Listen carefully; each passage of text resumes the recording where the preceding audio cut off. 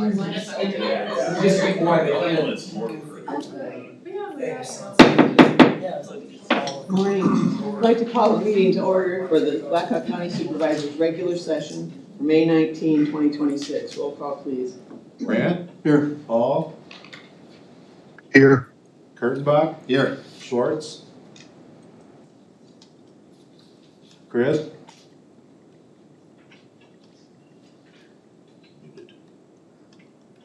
Leyland? Here. Would everyone please join us for the moment of silence to reflect on our actions here this morning?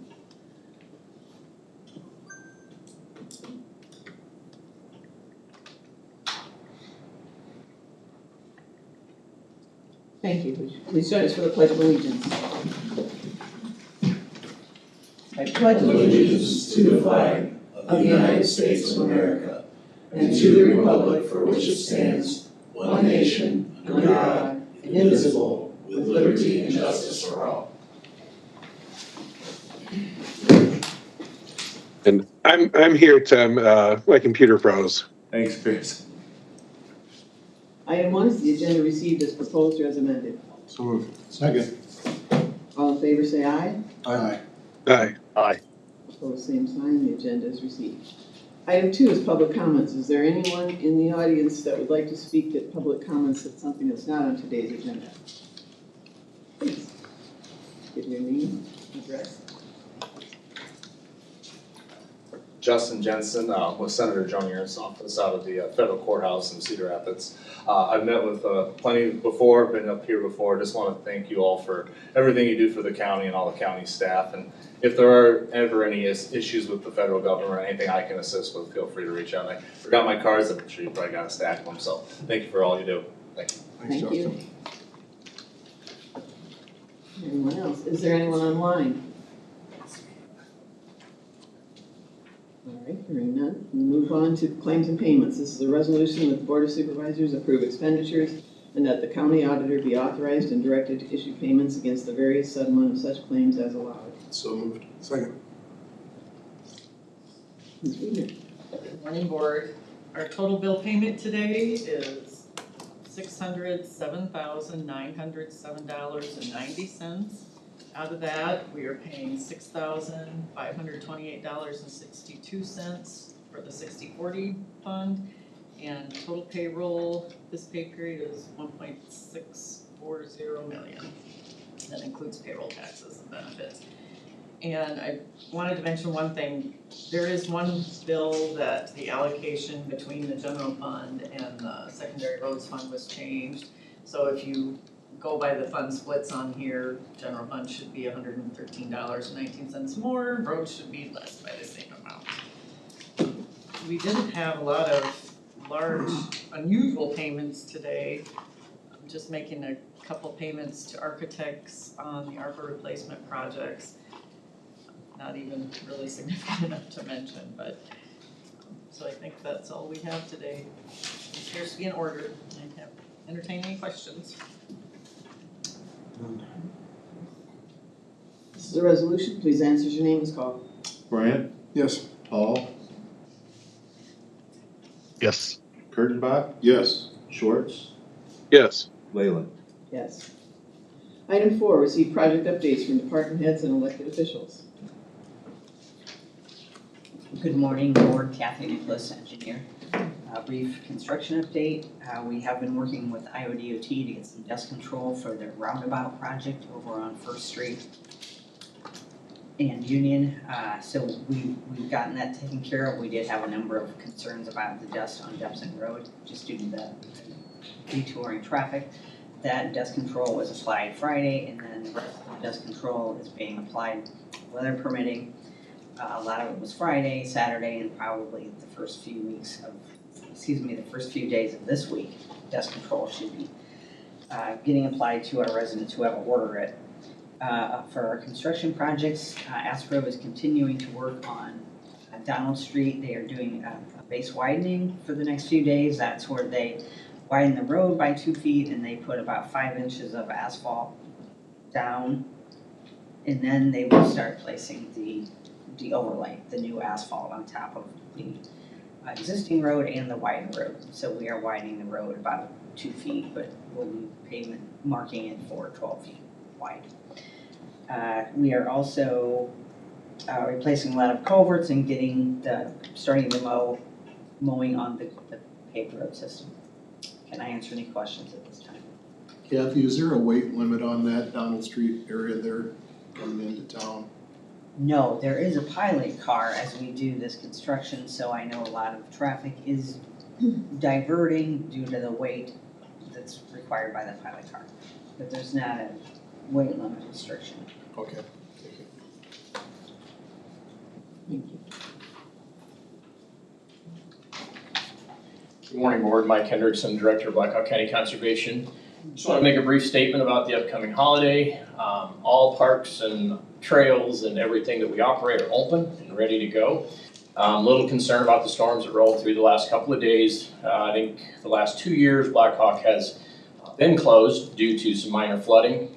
We're not there now, we're open, so we're hoping that we're gonna make it. They're not showing any signs right now. I think it was very dry and a lot of that water soaked in. But right now it looks like it's full steam ahead. We anticipate heavy use. The weather's kind of, it's in there, but people will use the facilities for sure. Campgrounds are not full yet, so that's one note that we'll be sending out just for people to understand that we still have sites open and should be a good weekend, so. All right.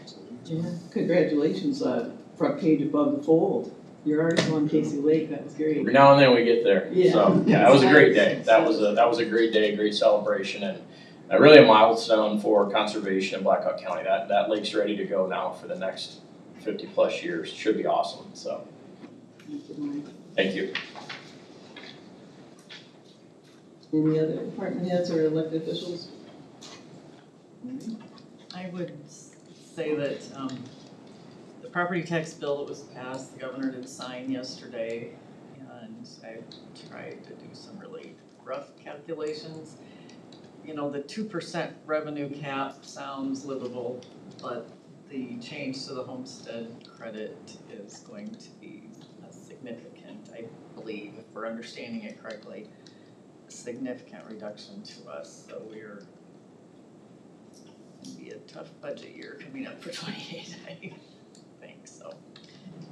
Yeah, I was gonna say you'll probably have more to come later. I know that was kind of like the summary and some of those things, the information to come out, but I was gonna say Yeah. that'd be important information, I'm sure, to take a look at and recognize.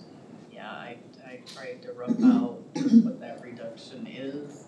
It's general fund alone, between that and some of the other, they lopped off the rest of the rollback replacement, that's probably a good $1.5 million loss to the general fund directly. Plus more when you add in the others, and so then when you add in, you know, what our raises and other expenses rose last year and give ourselves the 2% growth, there's a significant hole there to try to identify other revenue or savings to. When do you think would be I mean, I know it's an estimate yet in time, but to identify what that number is a little more accurately, or to know what that gap is going to be? I just don't know, at this point, you know, I've calculated it based on the best I know, it's probably, I hesitate to say the number, it's probably $2.5 million. I don't know when the Department of Management, you know, might be able to do what I don't expect to see the new revised budget forms till December. It just takes that long, it seems like, for them to get through all their processes. They say they're gonna offer training about it this summer and fall, but nothing, you know, it's just so soon that nothing's out there yet, so. As soon as I have more details and maybe Tim has more, we will, I'll try to share the really good news. There were some significant process changes, and even reading the plain language of what was adopted, there's still a lot of questions that we're gonna need some interpretation from the Department of Revenue and the Department of Management on how they actually expect us to administer some of these changes, and who knows how long that's gonna take them. But, I mean, I've got a long list of questions that you can't answer just by reading the language. So you think there'll be the opportunity then for you to do that? Have those answered, but it's just when?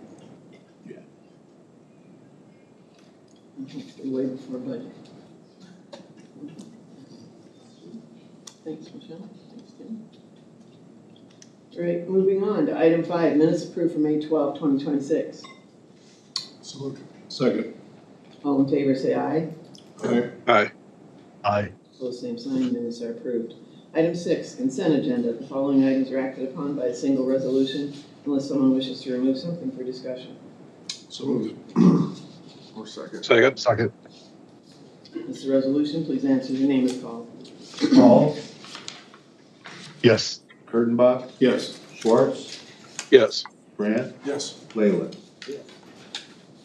Item 7, contracts and agreements. Resolution to approve a 3-year agreement received from Ninja One, Oldsmar, Florida, for a help desk ticketing system that also provides inventory management, remote control, patch management, and other related functions in the annual amount of $11,940 to direct the chair to sign the same as Al, as recommended by Al Yu, IT Director. So moved. Second. Okay. Morning, Board. Morning. Ali, IT Director. So this is a new product that we've been evaluating. It will replace our current help desk system. It is a substantial cost savings, so I'm really glad that we looked into it. They were very aggressive with their pricing and even offered, this is technically for next fiscal year. It wouldn't be built till next fiscal year. They have given us essentially buying out the rest of our contract with our current product by giving us 9 months of free service. So that way we have some flexibility to kind of migrate that over. So, and then with that email that I sent with to the board, Mike did have that one item to point out. So if you'd like to discuss anything about that. I think the email is pretty self-explanatory. For what it's worth, I've spoken with one other county colleague from another county. This is a very well regarded application. And as for liability limit, that's just not something that we've been able to negotiate. So it's not just specific to this company that's, Well, it's specific to this company. oh, ours is, but I Yes, mean. but it's not others. specific to our county. Yeah, it's pretty much a trend with a lot of the major corporations like Microsoft. There's no, it's, you agree to their contract, you don't get a say, really. Terms are very difficult to negotiate. So I have a feeling that's the trend we'll see with a lot of products. So you said this replaces what we have now. What's the subscription cost for that? So that one is predicted to be, the renewal in January will be about $23,000. So it's a substantial cost savings to the county. And in my opinion, it's a better product too, this new one, so kind of a win-win. You have no reservations about it? The fact that they bent over backwards to get us in. Well, I makes mean, me nervous. no, I hear you, and so I thought it was very aggressive, but I've talked with multiple counties that have been using it for years, and they've nothing but positive to say about the program. It's not, there's no perfect program out there, and it checks most of the boxes that we need, but I think some of the new features coming down the road will correct that. But overall, for the cost, like there's just it's hard not to consider this. Given the huge difference in cost and savings for the county. And so far, we've been pretty happy with it. We've been evaluating it for well over a month, so we do like it. Even our security admin approves of it, installed it. And so it installs a client in every computer in the county. It's no different than the current one, so that's how it does all the inventory. All right, if you say so. Any other questions I can answer for you guys? Davis or Chris, you good? No? No. This is a resolution, please answer as your name is called. Kurtenbach. Yes. Schwartz. Yes. Grant. Yes. Paul. Yes. Leyland. Yes. Thank you. Item B is a resolution that the lowest responsible bid received from Tri-City Electric Company, Davenport, Iowa, for professional services to upgrade the basement conference room audio-visual system be awarded, and to direct the chair to sign for same as recommended by LU Director. So moved. Second. So, Great. so this project is to correct, to make the experience in the basement conference room better for regarding the AV and the virtual meetings situation. Currently, that basement conference room can split into 2 different rooms, but when it's a full combined room, it awkwardly uses the equipment of one side, which makes it not an ideal situation. Plus, the platform that's currently installed on there, it's the same system that public health has had, and they experienced a lot of issues with it. So this project would add a 3rd camera and a 3rd TV the long way to make a combined room kind of a single experience. It also upgrades the virtual conferencing component to the same system that the Veteran Affairs conference room uses. So it's really easy to use with the little puck. It's called Barco Click Share. And so we did receive 2 bids, one from CEC, who did the original installation of this, and I think this was part of the Treasury renovation. So it was, I believe it was subcontracted under Peters.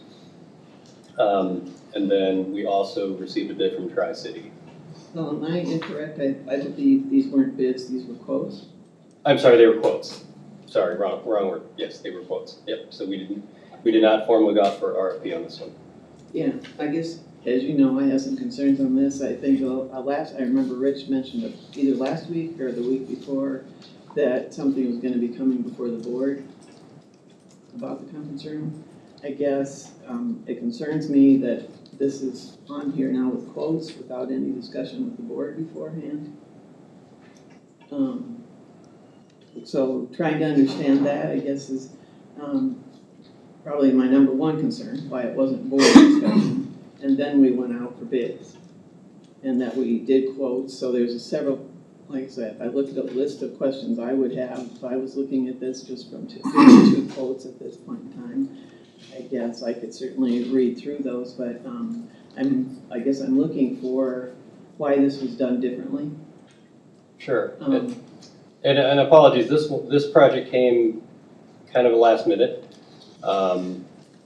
Timing perspective, this was brought to the board on short notice because of fiscal funding. So there was a project that we delayed in IT to help fund this, and the hopes was to potentially get this approved and expensed and finished before the end of the fiscal year. To take advantage of that, obviously it's the board's decision to move forward with or to consider this project. Due to the timeliness, that's why it was so abrupt, and I do agree, and I apologize that this should have been an RFP. But given the timeline, we probably would not have finished this project with an RFP if we went on that. Well, you wouldn't have it by June 30th, but we certainly could do it and still be in the next year.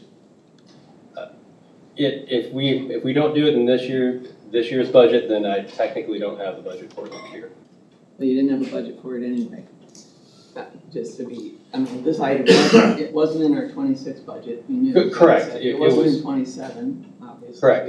This project was not actually wasn't outlined by name as a budget project. Mm-hmm. And so because of a different project was delayed, those funds became available for this project.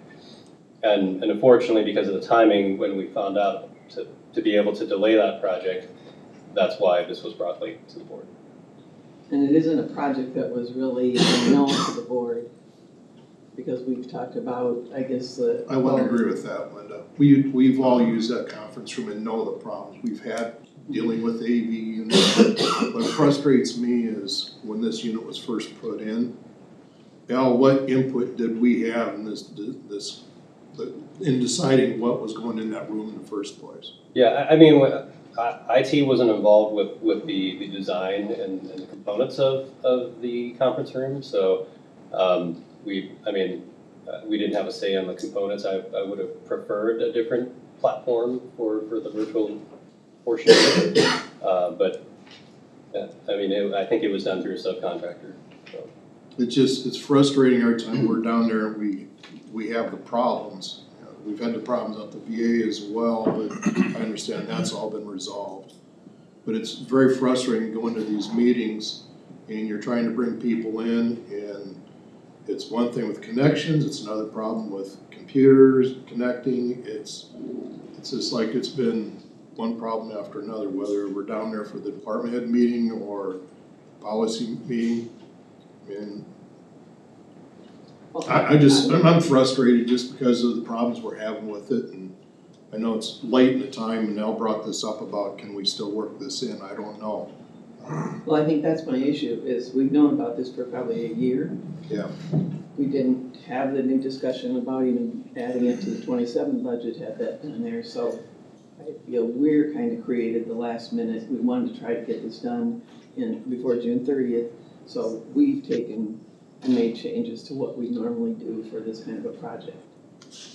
And that's where I'm uncomfortable when it's not an urgent project. I mean, it's urgent that we need it, I agree. We've had it for a year of having this, but we've had these issues that we should have been talking about and resolving them before now.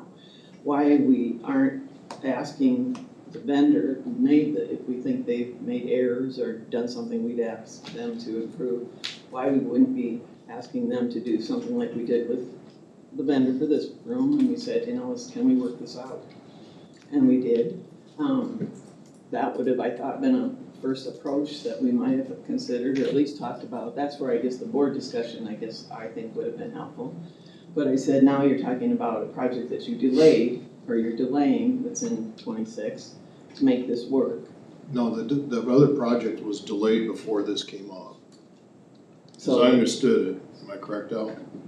The project that's going into 27, there was something else why it was delayed, not because of this.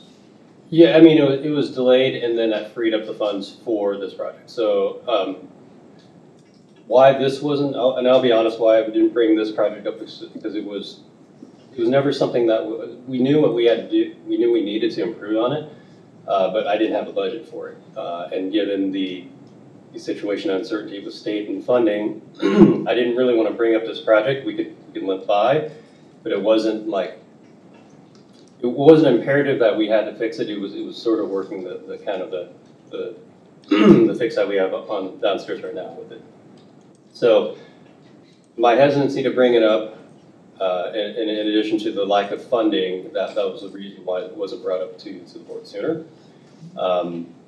In terms of the contractor and when they finished the project, so yeah, they were renovating the conference room first, to create a temporary location for the Treasury folks to be there while they renovated the Treasury department. So as soon as that conference room was left open, they immediately occupied that. We had no training. We never fired on that AV system until after Treasury left the temporary location. So that was almost a year later. So even if there was a small period of time where we could have brought something back to the contractor, I think that time period probably elapsed for any of that. So. And we didn't notice until after that. So the project you're delaying happens when? So the project we're delaying would happen. I mean, it would be back on starting July 1, and so that's our secondary ISP internet provider project. Now, you mentioned that you had some concerns early on as far as, I don't know if it was the process or it was some of the issues. I know I've got some, like I said, I mentioned to you, the fact that you had mentioned something about vetting, there hadn't been time to vet the companies that had. That's an issue for me. Correct. I asked about the scoring matrix or how we scored these two then to determine which was better. We knew there was one that was lower cost. Mm-hmm.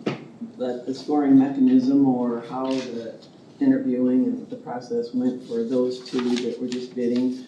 Even the questions, I guess I'd ask why two were selected, why not more? Timing, I know is the way you thought the RFP probably didn't work. Because it would take a little longer. Mm-hmm. I don't know when you started this process of asking for the quotes. It was probably late April, so I mean, it was late in the process. Yeah, I was gonna say, what, 2 weeks ago? when Yeah. I was asked about it. No. It's still, but we have an excellent reputation with vendors and contractors.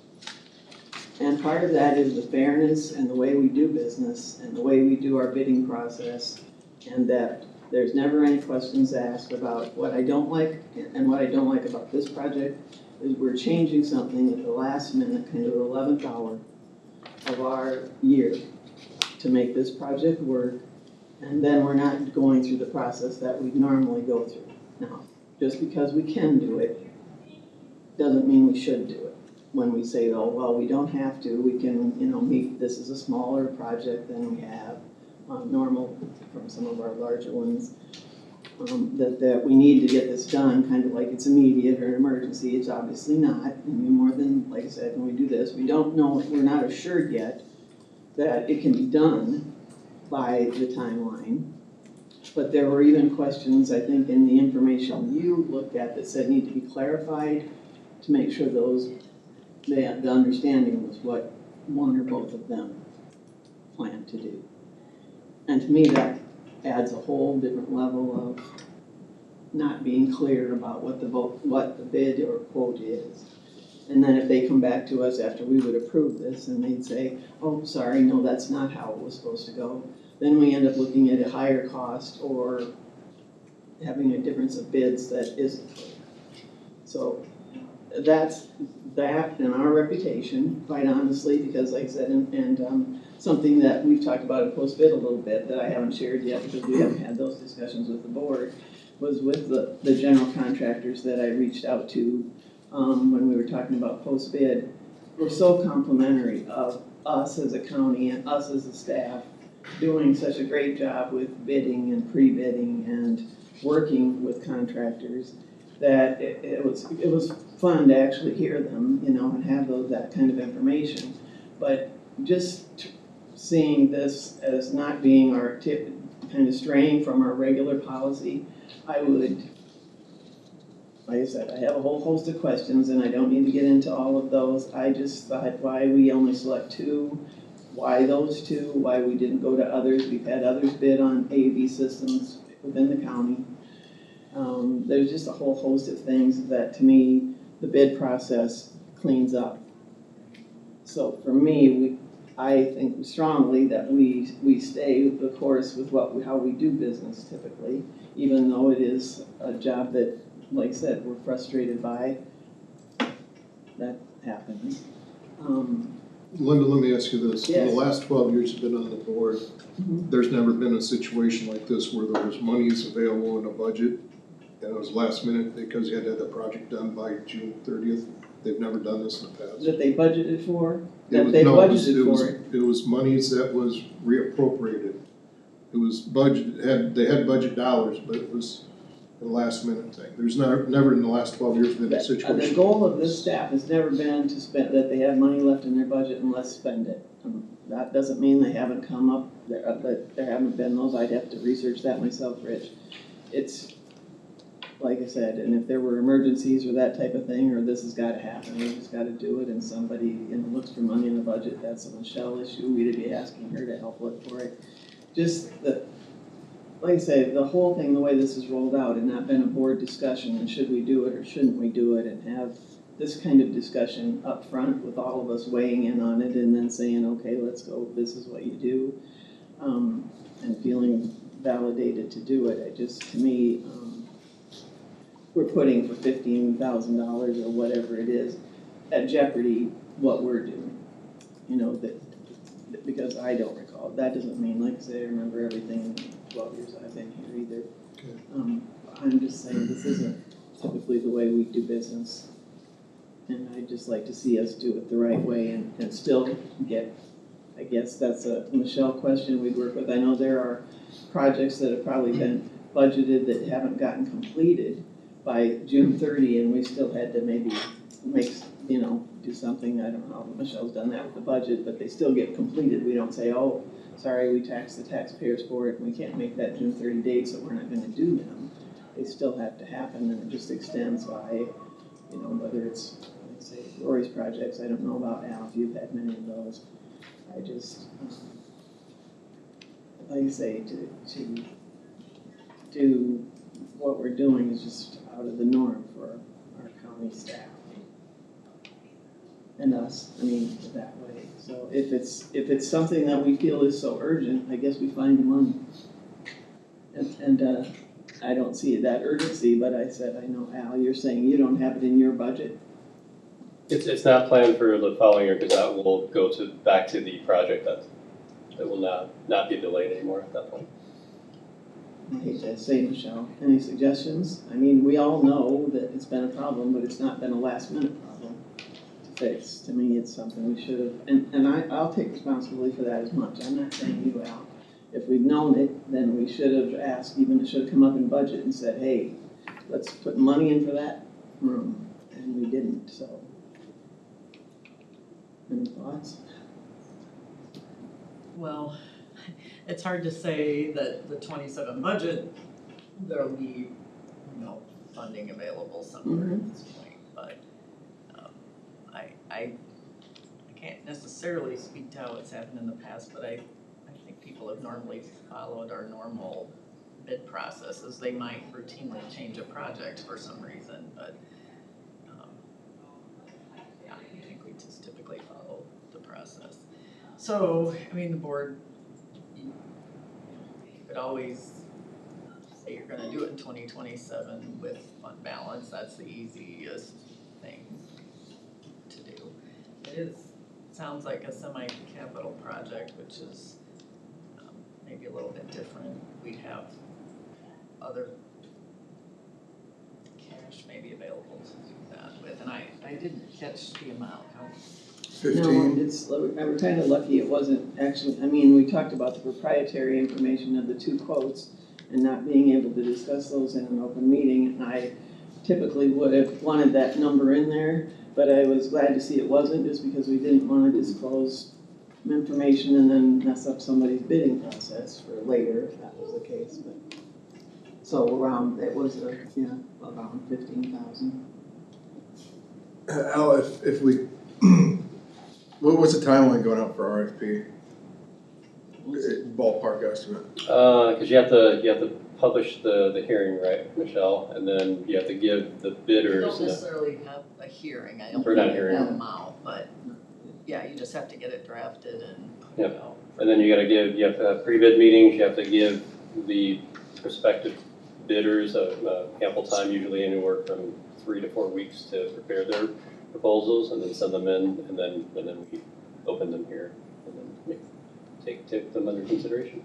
So my guess is that process is typically, well, I'm just comparing to our previous one. We had a network switch bid process, and that was approximately like 6 weeks. This could maybe be pushed up to like maybe four weeks. I don't know, just like a week is not ample enough time for a vendor, but maybe 2 weeks. Even 2 weeks is kind of fast for them to turn around, but if that's something they can work with, we potentially could still. From an RFP standpoint? Yeah, I mean, that could, yeah, assuming they could also get the work done before July 1, if we're shooting for that deadline.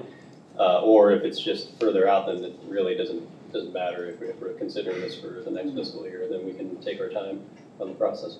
I don't know, Rory, you've had some experience with this with the AV. I would think as far as a timeline even, I'm thinking to have something, the work completed by June 30th is probably even a stretch. But I just thought to start from the RFP process to when the job would be completed, I think we're pushing it probably now anyway. So as far as timeline goes for an RFP, for this particular one, I mean, the dollar amount is, like Michelle said, it's not hitting the threshold for a public hearing. So I think going into this, if you know what it is that you want, you put it in an RFP. If you gave the vendors a week to review it, it's pretty straightforward. I think we could turn this around pretty quickly. You can get it done in a week, then yeah, we could possibly get it done before that, yeah. Oh, if it's small. And It's aggressive, but they kind of already know, Yeah, too? the So pre-bid's manage- important too. The pre-bid's a nice opportunity for all the potential bidders to sit at the table and to, there might be somebody that has a suggestion on a way to do the project a different way, a better way.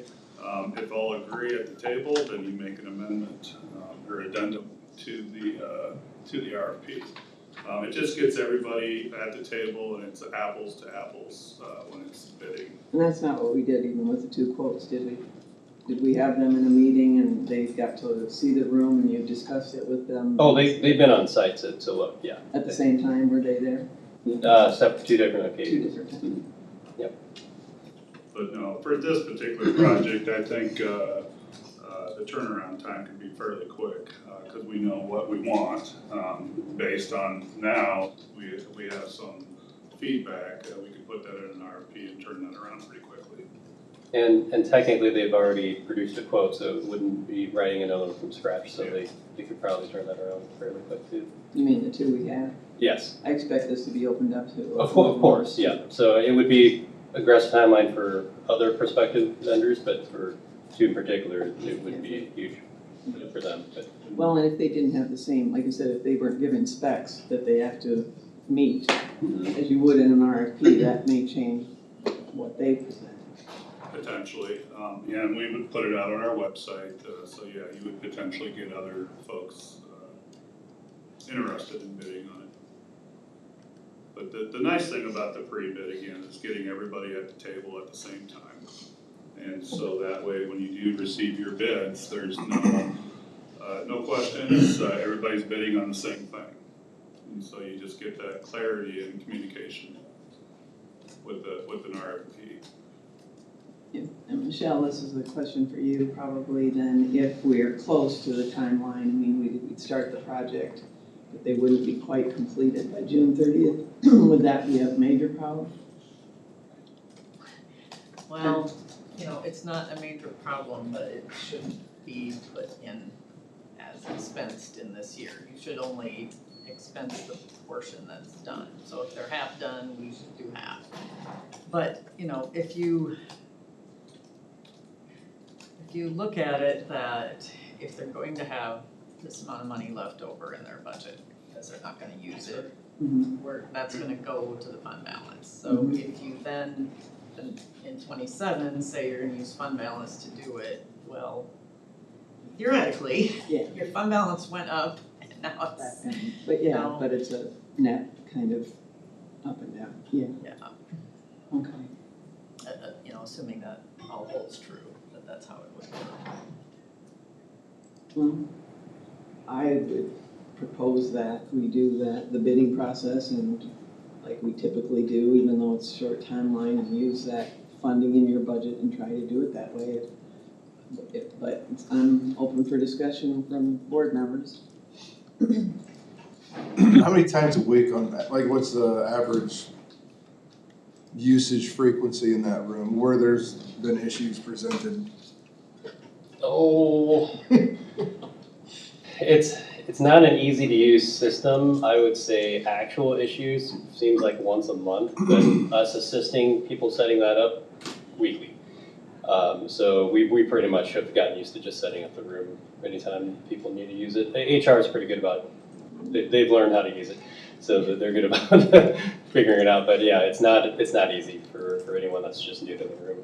Is it because we don't have enough training time on it? Like you said, if you do it in HR, I mean, is it just that some of us haven't utilized it enough? Well, it's sort of a kind of a rigged up system at the moment. So we're not even using the system that's in the current cabinet because it's so terrible. So we have just literally hooked up a computer to it, like old school, like it was before the conference room was renovated, and that's how we're operating it. It mainly operates great as a combined room.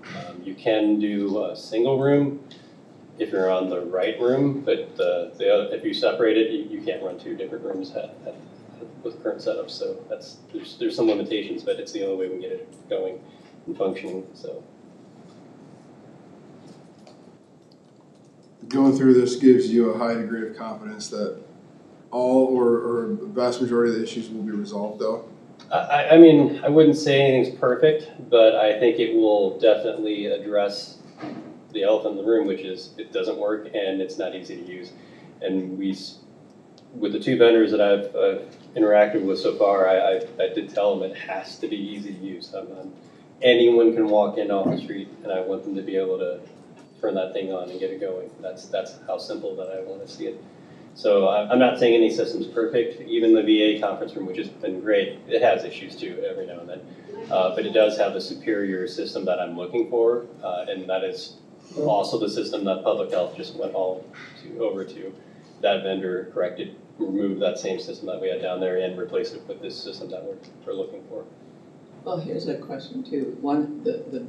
The person that, or the company that installed it is also one that's a quote from, correctly? Correct. We have a quote from. So was there discussion at any point in time with them of what they could do? Like I said, much like this room, when we said, hey, we need this corrected, how can we work together? If that's such a bad system, and the one that they proposed for that room, knowing the designs of the room was gonna be split and all that kind of stuff. Well, what I understood, Linda, with that question is that system, we had no ability to give any input. We wouldn't have took that, if we'd known what that was in the specs, we would have been able to say, no, we don't want that brought in here or installed. The time it was installed, it was already timed out when we have the year warranty. Yeah. Understood, we lost our time where we could have done something. If I remember correctly, they actually did not spec it. It was done by the general contractor, and then they just followed directions. So they built it exactly to what was provided from the general to the sub. So, So I mean, though, still, since they provided it and did what was there, when they looked at it and said, yeah, I can see why this doesn't work, or yes, we can certainly do something about this to help. they alluded to that. Yeah, they kind of questioned why it was requested, but they were just, no fault of theirs. They were just following orders. They were just following the specs that was provided to them. So I can't speak for them, but if I had to guess, they probably would not have chose that system as well. So.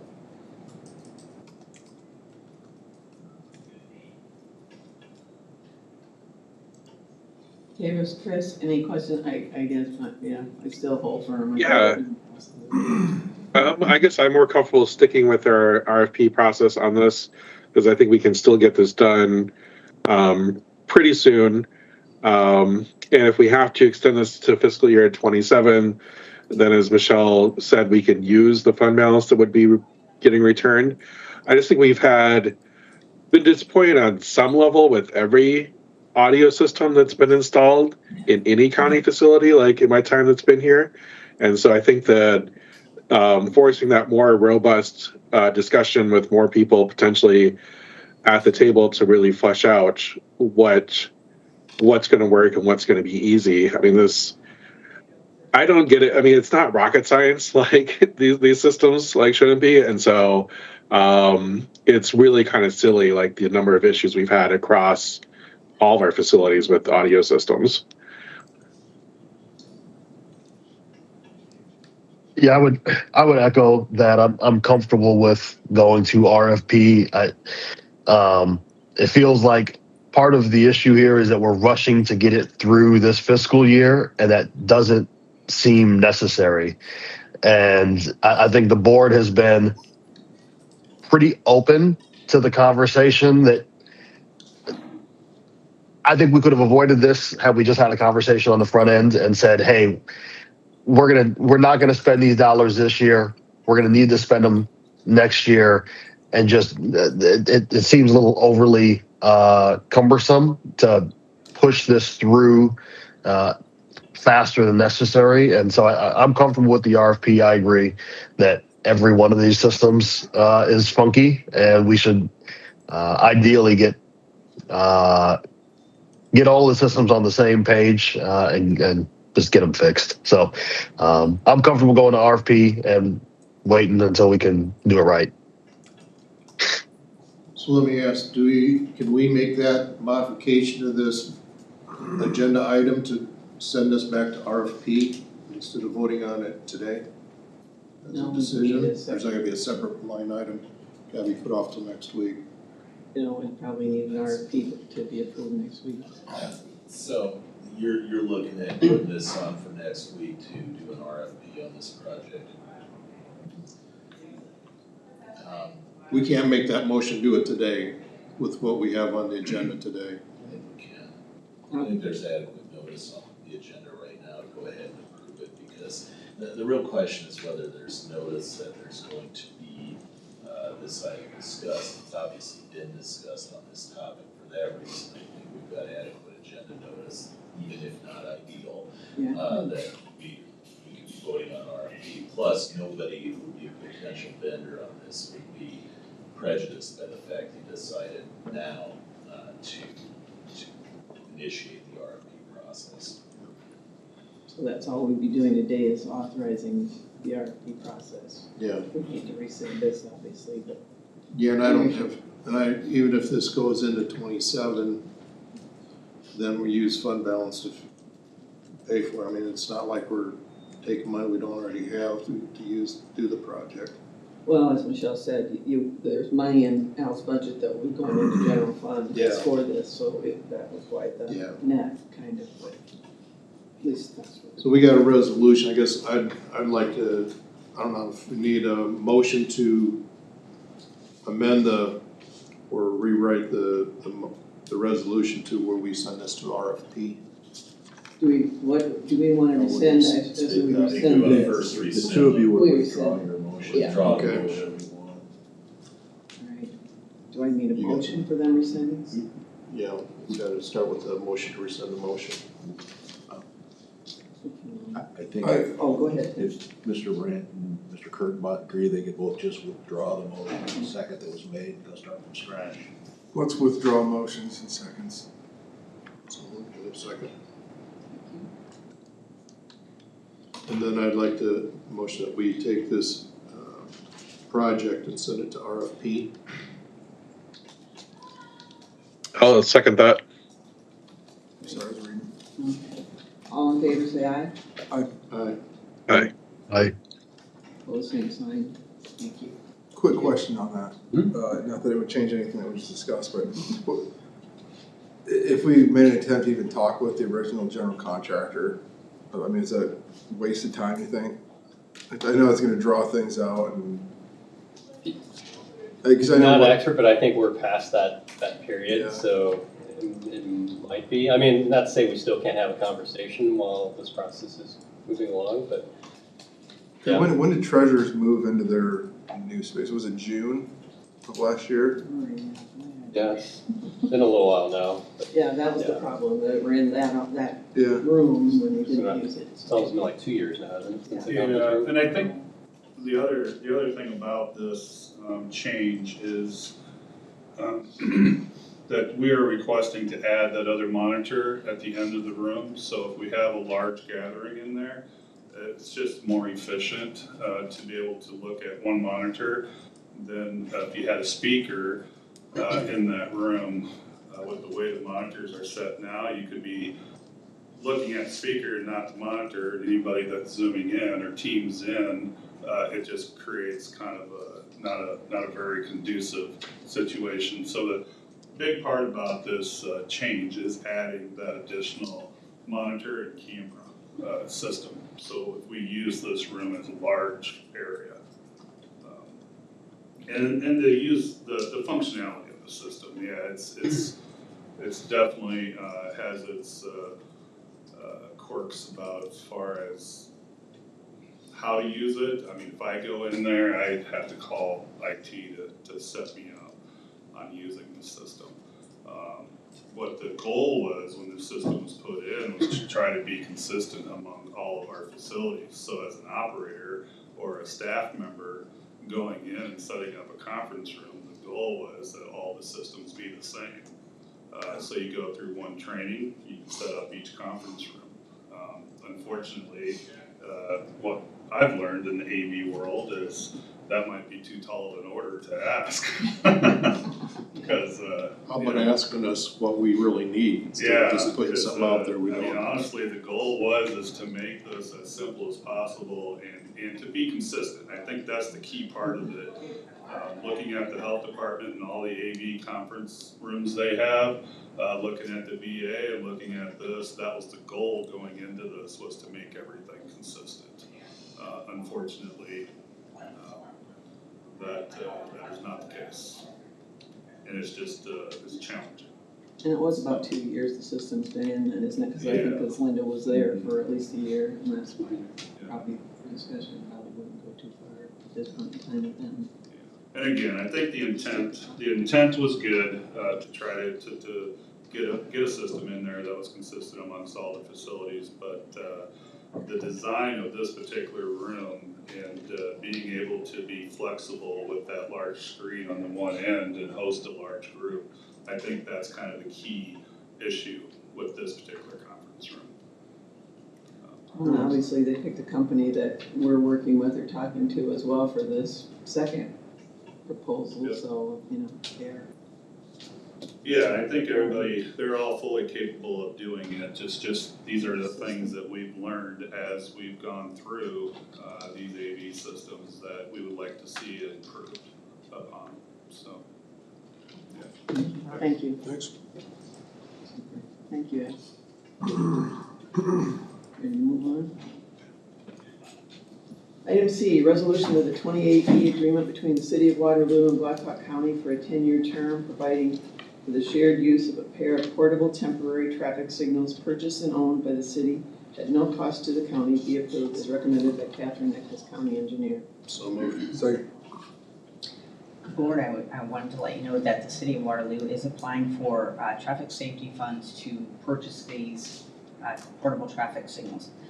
As part of the condition of getting that grant from the Iowa DOT, the contract with the Iowa DOT says that they will share these signals with the county that they reside in. So that's a huge benefit for us. It would be no cost to us. Granted, we wouldn't have a lot of need to use portable traffic signals. In the past, we have not, but occasionally we've considered it, but just had to work around when we didn't use them. So that might be on a bridge replacement, for example, we could possibly use them. So it's just nice to have that as another option, and it's at no cost to us. So I would like to recommend that you approve this 28E between us and Waterloo for a period of 10 years. Kathy, do we have any now? We don't. I believe when I first came, we had some, so actually we may have them in our possession, but we have not. They're not in good repair, I don't believe, or we haven't used them in many, many years. So they were not portable the way they are nowadays. I know, years past when you had the car show out at Dewar, I thought that was county that had those out there with the road. Kind of given, they had the car show out there and they had the signs up in both directions. Yeah, To get people to slow down. yes, we have portable message boards, but these are traffic signals. Traffic signals, Like okay. an example of this is currently sitting at Ridgeway and Kimball. Yeah. The city had to go get that orange portable traffic signal and set it up because someone hit the traffic control in the pole. So they're the actual signals. Okay. So, dump truck is bucket up. Any questions, Kathy? This is a resolution, please answer as your name is called. Schwartz, Yes. Brandt, Yes. Paul, Yes. Kurttenbach, Yes. Leyland. Yes. Item D, resolution that the renewal agreement between Blackhawk County and Employee Family Resources for Employee Assistance Program and Wellness Program Services, effective July 1, 2026 through June 30, 2027, at the cost of $12,000, which is a 2.2% increase, be approved and as recommended by Amanda Fesenmeyer, Human Resources Director. So moved. Second. Good morning, Amanda Fesenmeyer, HR Director here. So this is an annual renewal that we do every year. We added the wellness piece on a few years ago, but we've always had our employee or EAP assistance provider through EFR. So recommending this renewal and available to answer any questions about the wellness piece or the EAP piece. Any questions? No questions. Thank you. I think the wellness was 3,500 of this, just for your awareness, and the rest was EAP, which is those 6 counseling sessions for family members of employees as well as employees themselves. If you just want to touch on the wellness, in case anybody's paying attention out there. Sure. 'Cause I know you guys have sent a lot of emails over the last year plus about that, just keeping everybody in tune with what's offered. But maybe just as a quick reminder. Yeah, so it goes beyond, so the basic kind of program is the EAP, which is your 6 counseling sessions you get per instance per year. So that covers everything from financial situations to potentially, circumstances that lead to stress or for counseling needs. The wellness piece then adds on things like nutrition counseling, life coaching. It adds on retirement readiness programs. It has identity theft kind of recovery or how to navigate that. It includes webinars that we have been sending out and for employees to participate in and to learn about.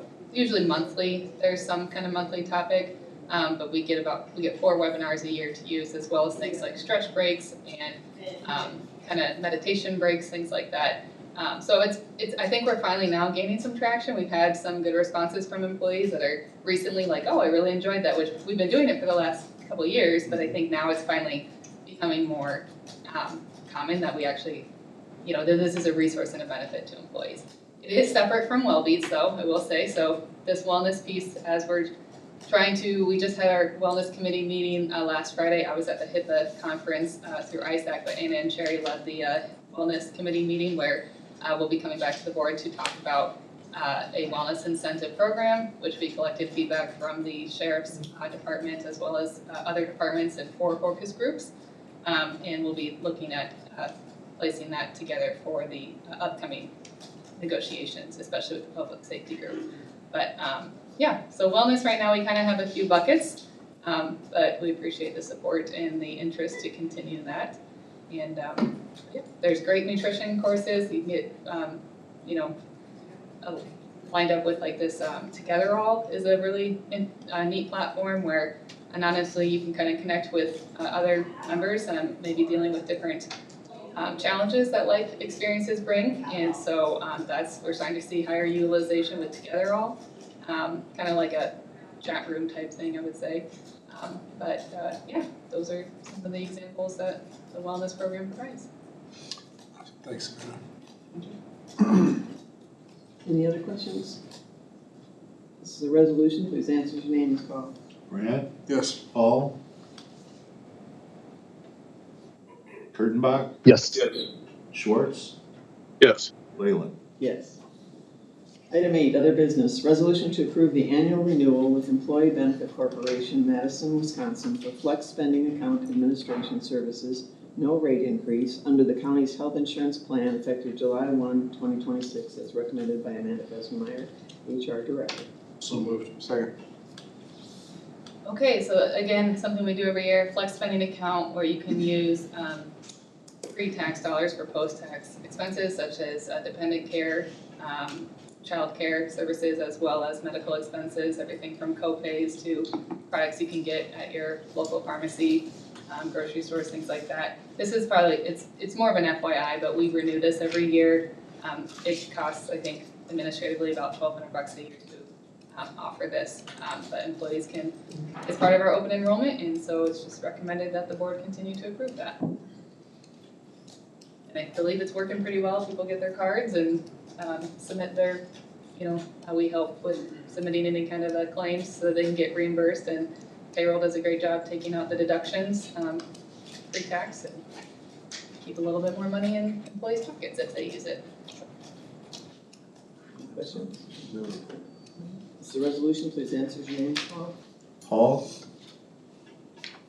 Yes. Kurtenbach, Yes. Schwartz, Yes. Grant, Yes. Leyland. Yes. Item B, resolution to approve fixed fee guarantee schedule with Wellmark establishing a maximum rate for third-party administration services of the county's health insurance plan effective July 1, 2027, $45.12 per employee per month, 7.5% increase. And July 1, 2028, $47.37 per employee per month with a 5% increase. And to direct the chair to sign for same as recommended by Amanda Fesenmeyer, HR Director. So moved. Second. Okay, so this is a little different. As you can see, the dates are not for this upcoming year because the rates are locked in. When we transitioned to Wellmark for our third-party administrator for the health insurance plan provided by the county for employees and their family members, we did that in, I believe, July of 2023, which is fiscal year 24. And we had that first year and then like a 3-year rate kind of guarantee. And now, just to make it very clear with this, this is kind of locking in the max that Wellmark can apply to our plan when it comes to their administrative fee. So it doesn't mean that that it will be 7.5% or a 5% increase, but it cannot exceed that should we sign this. So you don't have to sign it, but just an example, when we went with Wellmark, I think the first year our rate was $35, and then it went up to $39.97, which was a 14% rate increase. Sometimes organizations bidding on these things, they get kind of, and then I guess the next 2 years for 2.5% renewal rates. So they might, kind of put things in a way where it's more attractive at the time that they're bidding. But this is in line with their book of business when it comes to the renewal rates. But it does kind of protect us from like a 14% increase or a 10% increase on just their administrative fees. Which I just looked at, Tim Jameson of Auditor's Office provided a recent update on kind of the overall picture of our self-insurance fund. And when it comes to administrative fees, I did the math right, it's about $17,000, maybe $18,000 a year or a month that we pay for this administrative fee, and which represents about 2.77% of the total expenses. That's counting things like claims and other admin fees from the pharmacy benefit plan, from dental plan, from really anything, even our ease platform and our consultants. So, but it is a little bit different. I actually haven't brought one of these before the board, so I didn't want you to feel like, we still will have a renewal contract with Wellmark because we're going into the 3rd year, which is the final year, but this just says they can't place those rates any higher if we sign off on it today. So this is continuing the contract we have with them now? No, it's not. It's really just saying, should we continue? Okay. They can't exceed this. So it's not actually locking us in to continue with Wellmark. But should we decide to continue, they can't go above the 45.12 effective July 1 of next year, or above the 47.37 rate July 1 of 2028. So even if we have the year, because they evaluate this, I guess, based on claim history and experience and things like that as to what their admin fee is going to be, as well as their book of business. So it's more or less just not locking us into the agreement with them, but just that we agree to pay up to this and they can't charge more than that. So another health insurances, I know health plans, they're all going out to RFP looking for new administrators or getting prices. Would we be doing that or looking at doing that anytime in the future then?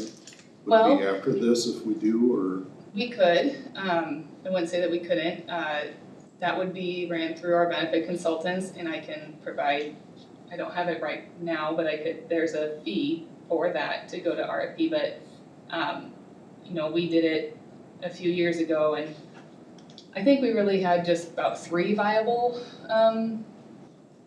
bidders to take on the plan, because I would say we're a larger group.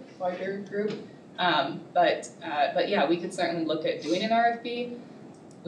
That process should probably start in, I guess I didn't budget for it, I should mention, but it would come out of the self-insurance fund as another, that would be the pool where it would come out from, but I could look to see what Cottingham and Butler would charge to do that.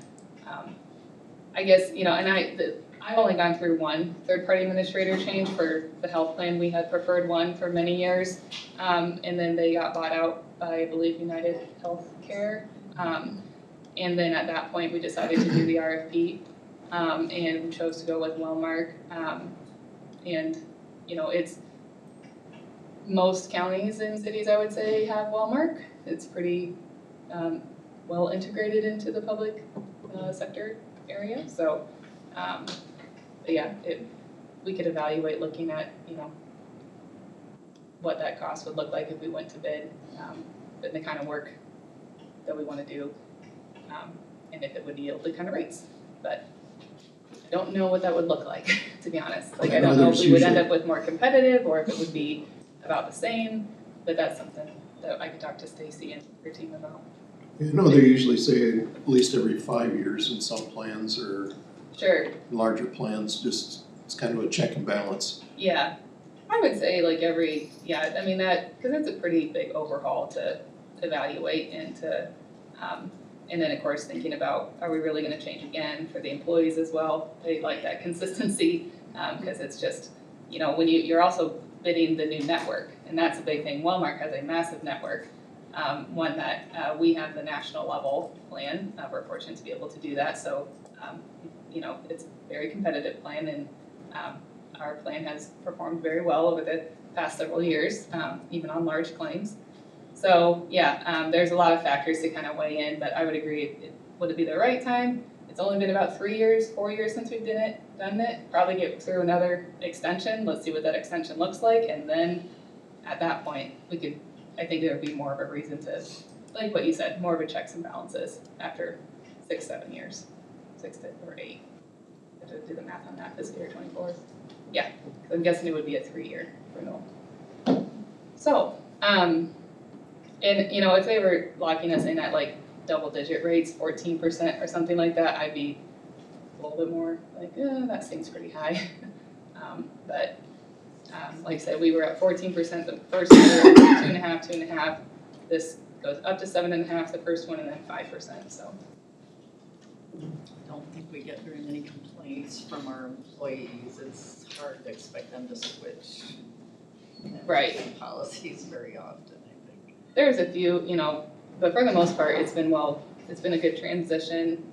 You know, I think if any of the complaints, it's on some of the unique things that sometimes hospital or healthcare systems do with charging things differently, and it's not really necessarily a Wellmark issue or our plan coverage issue. It's more how the hospital bills and how the ER bills, and honestly, we ran into some things where, always honestly, but where even the billing process has taken some time to where they moved that to collection so quickly, and we had some challenges, you know, but that's not really like a Wellmark.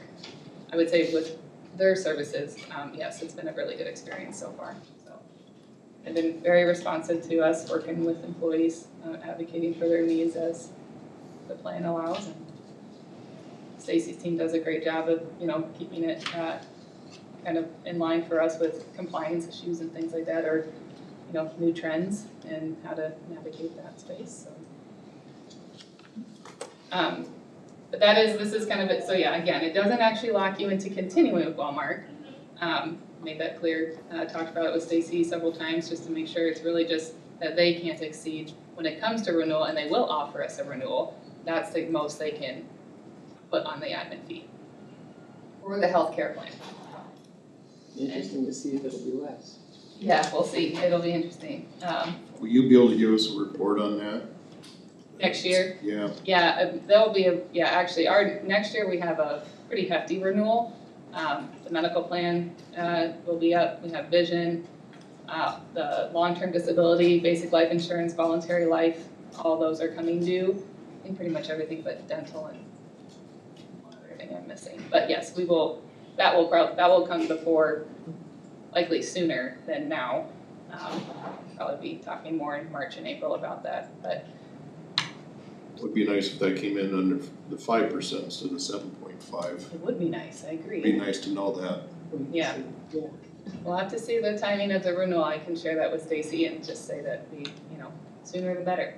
But I'm sure they have to get kind of so much of the year's experience in, as well as all their other clients and book of business to establish those rates. So.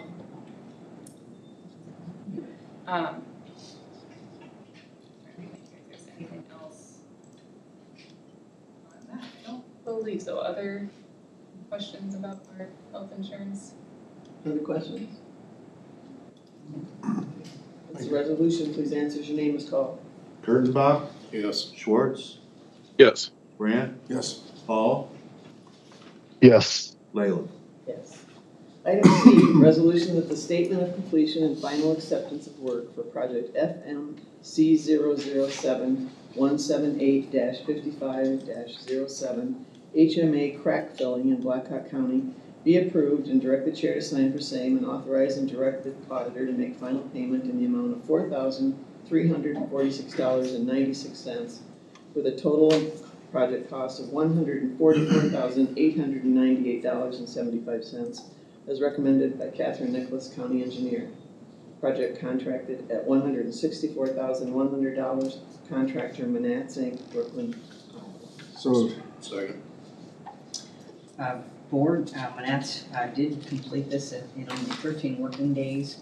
35 working days were specified by contract, so no liquidated damages were assessed. And normally I do show you photos of our completed projects, but this is a routine maintenance project that we are now letting to with our FM money.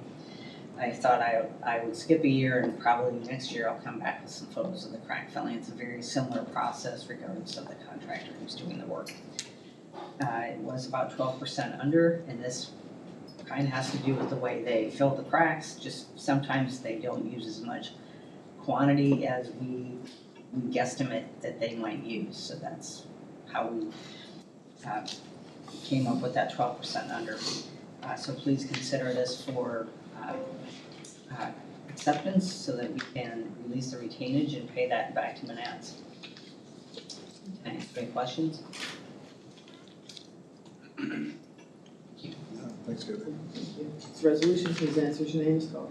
Schwartz, Yes. Grant, Yes. Paul, Yes. Kurttenbach, Yes. Leyland. Yes. Item D, resolution that change order 001 received from Fourth and One Ventures LLC doing business as Office Concepts for the Pinecrest Phase B furniture project located 1407 Independence Avenue, Waterloo, Iowa, in the amount of $1,308.70 be approved and for the chair to sign for same as recommended by Rory Giving, Facilities Director. So moved. Second. Mr. Giving. Hello again, Roy Giving, Facilities Director. This is a change order for an additional 10 computer monitor arms.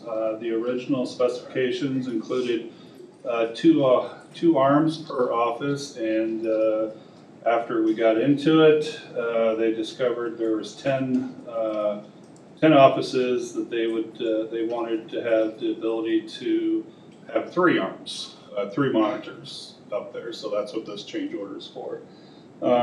It's coming off of our furniture budget. The original contract sum was $264,531.71. What we originally budgeted was $349,345. So this additional $1,308 would be coming from that pot of money. Any questions on that? Thank you. Resolution, please answer as your name is called. Grant, Yes. Paul, Yes. Kurttenbach, Yes. Schwartz, Yes. Leyland. Yes. Item E, resolution that Blackhawk County collect a total of $6,405.42 from Cody Fisher, 84% of $7,625.50 that Blackhawk County paid for Law Enforcement Academy training per the employment agreement between Blackhawk County and Cody Fisher. So moved. Second. Nate, I believe, sent an email, and the gentleman took another position, and the county paid for this already. So, please answer as your name is called. Paul, Yes. Kurttenbach, Yes. Schwartz, Yes. Grant, Yes. Leyland. Yes. Item F, resolution that the revision of the Notice of Privacy Practices for Group Health Plan and authorize its publication on the Blackhawk County website be approved as recommended by the HIPAA Committee. So moved. Second.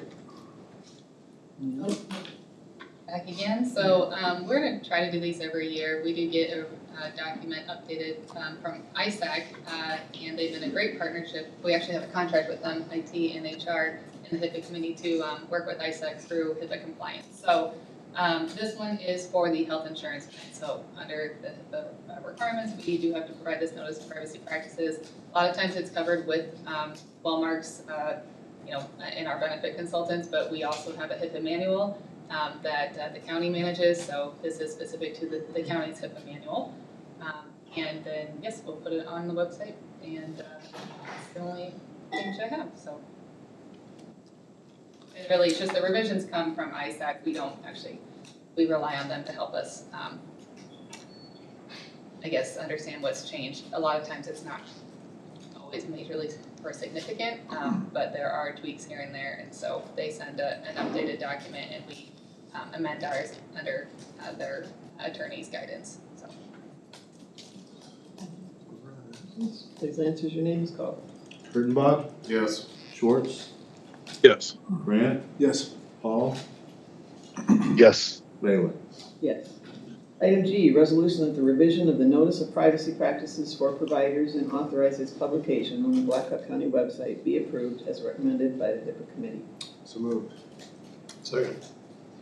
Okay, so this one is specific to those areas of the county that are actual providers for healthcare. So for example, the public health clinic is the designated area that this applies to, and approving this would then allow them to place it on their website so that when patients or members of the community come in for treatment, that they're able to be in compliance with HIPAA for the notice of privacy practices for our providers.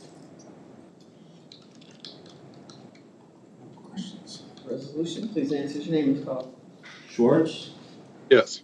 Grant, Yes. Paul, Yes. Kurttenbach, Yes. Leyland. Yes.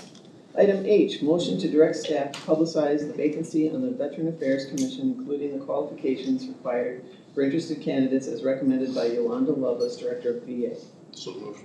Second. All in favor say aye. Aye. Aye. Opposed, same sign, motion carries.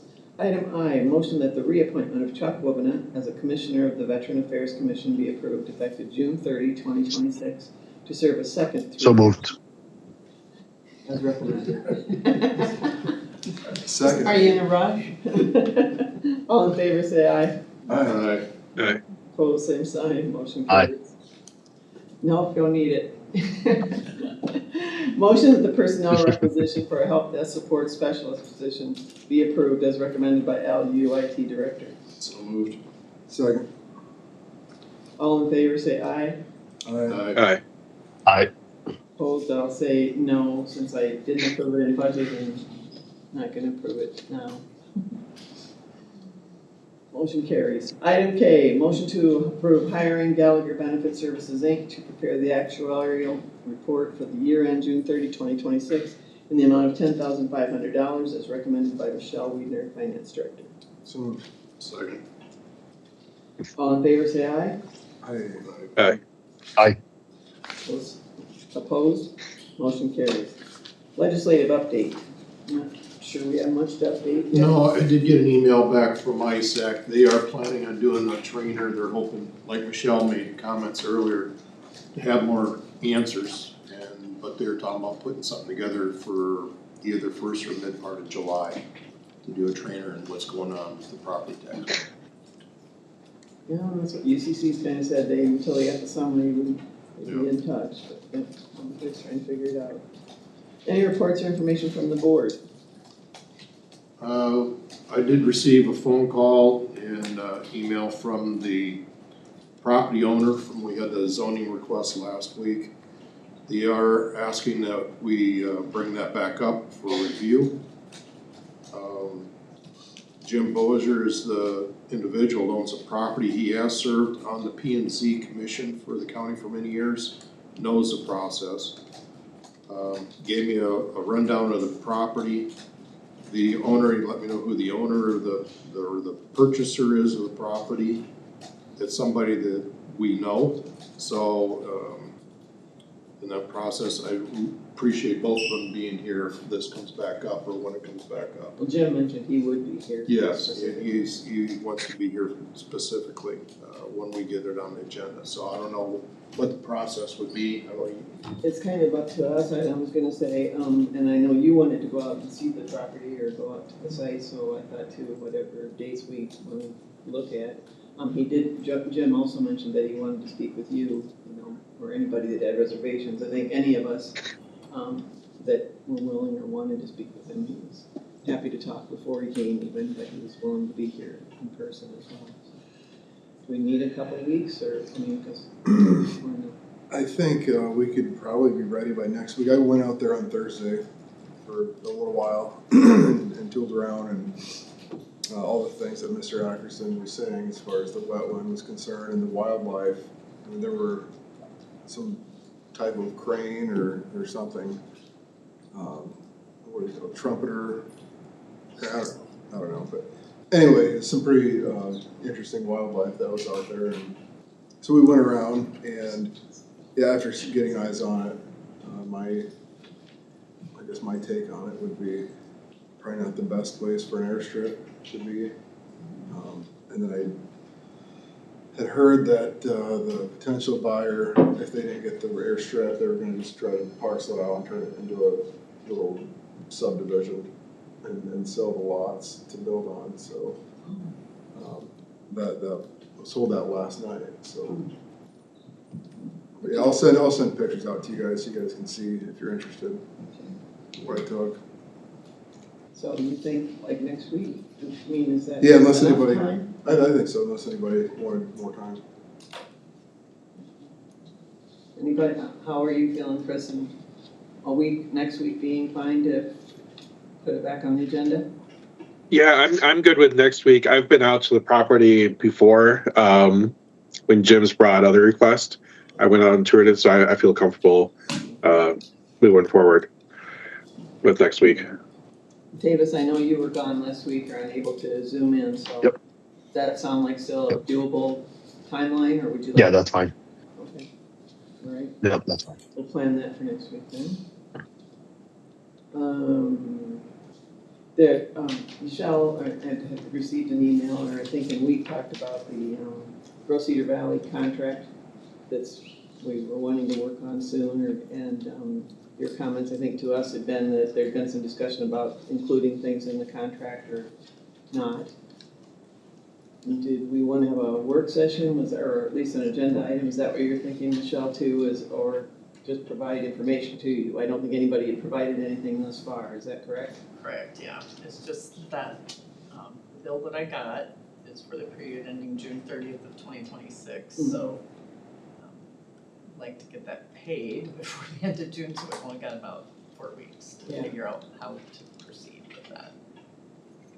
In the past, they, at least since I've been here, maybe even before I was here, they applied for funding through the community funding application process, and so we would do a contract and in order for them to be paid. So we can put it on next week for an agenda item for discussion, if that works for everybody, or see, okay? Does that work for you, Michelle? Yep.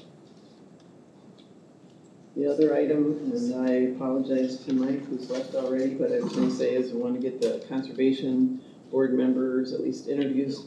And I thought Thursday morning, I thought maybe we could, if there's somebody would like to do 2 of them, we'll kind of proceed the same take the top 2 qualifications, the 2 with the highest qualifications, and then if those 2 don't work, we'd go expand the group, because we have extra applications, ones that have applied. Does that work? I got 10 to noon open. What? I got 10 to noon open Thursday, if you want to schedule this week. Yeah, I thought, get it done before the next board meeting. Unless, does anybody else want to interview, or is that okay? If they don't mind doing it at 5 p.m. No, I'm done. I don't want to. I go back to work Okay. Wednesday. All right, and you too, Chris and Tavis? We'll just try to get those 2 knocked out. Okay, thank you. Yep. That's fine. Thank you. That was all I had, so anything else for the board? Otherwise, I'll ask for a motion to adjourn. I was just gonna make one quick statement. So on the DCAT board, which is, for those who don't know, it's decategorization funds between HHS and juvenile courts.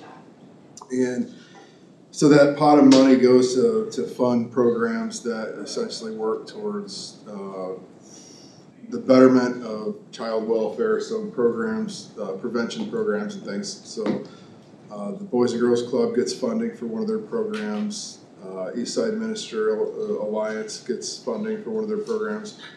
Anywho, I believe it was House File 2488, maybe. Anyway, as of last Thursday or Wednesday, it was sitting on the governor's desk to be signed.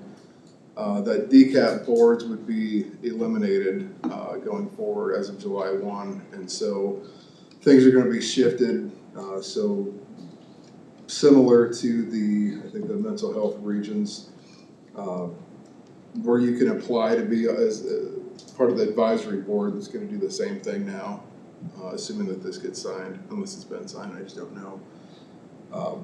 So essentially eyes on local control, so to speak, kind of taken away. And then it sounds like there's going to be decisions made from people perhaps farther away, so. Anyway. What kind of funding did they receive, or maybe that's not something you know, but I was gonna say, like, for those organizations, what kind of funding were they receiving? A few $100,000. Really? Yeah. Something that's different, can make a difference. Yeah, so I mean, the money's still gonna be there, it's just gonna be administered differently, so. Anyway, It won't be there for someone else to decide? yeah, so rather than me, and then, I had Terrence Campbell from JCS, and then Jason Kilby from HHS locally on the board to decide where money went for particular programs. High likelihood that maybe one of the three of us at best might get selected if we apply to be on the advisory board. But yeah, so I don't know the details and how that's gonna shake out, but yeah, so Okay. just change. Yeah, could be a big one, so. Mm-hmm. Any other information to come before the board? Okay, then I'll ask for a motion for adjournment. So moved. All in favor? Say aye. Aye. Opposed, same sign. Meeting is adjourned. Thank you. Thanks, everyone.